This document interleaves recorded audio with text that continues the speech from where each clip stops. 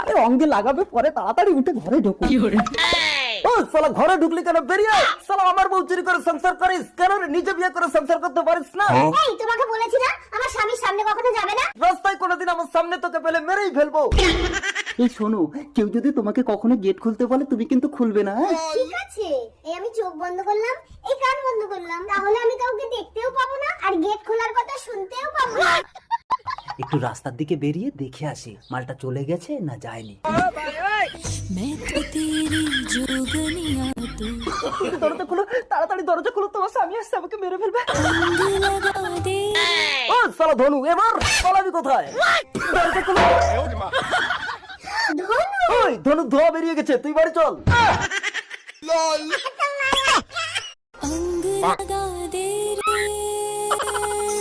আরে অঙ্গে লাগা